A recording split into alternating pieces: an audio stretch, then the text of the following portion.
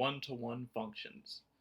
Now, when we first talked about functions, we said that a relation is a function if each input only has one output.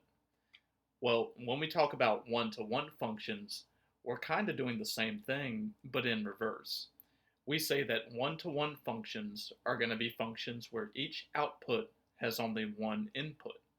So each output is only going to have one input.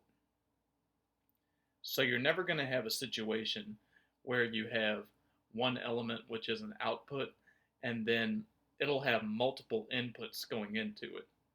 One-to-one functions just don't do that. So that's one definition of one-to-one functions.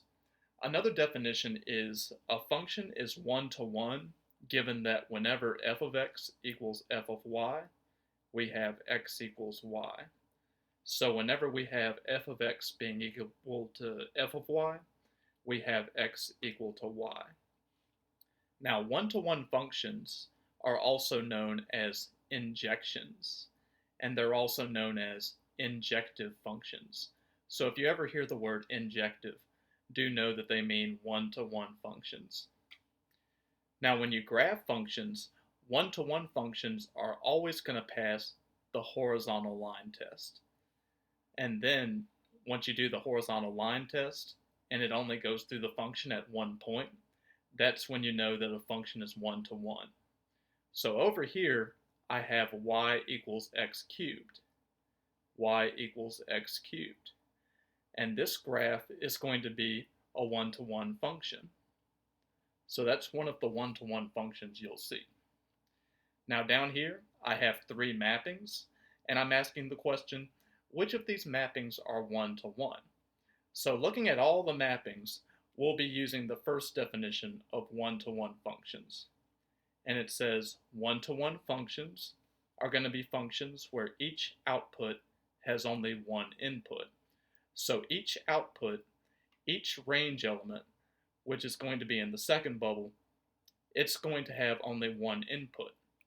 Now, looking at C over here, C is an output which has more than one input. 4 is going to be one of its inputs, and 3 is going to be one of its inputs.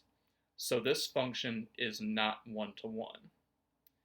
But if you look at our second mapping over here, you'll see that every single output, whether it's 5 or 3 or 2 or 1, all of these outputs have only one input, whether it's w, z, y, or x. So this function is going to be one-to-one. So I'll write yes. This function is one-to-one. And then this last mapping over here pretty much looks identical to the last one. The only thing that's different is the 4 is missing in this one. But do notice that this is also a one-to-one mapping, because each output over here, whether it's the 5, the 3, the 2, or the 1, all of the output elements have only one input.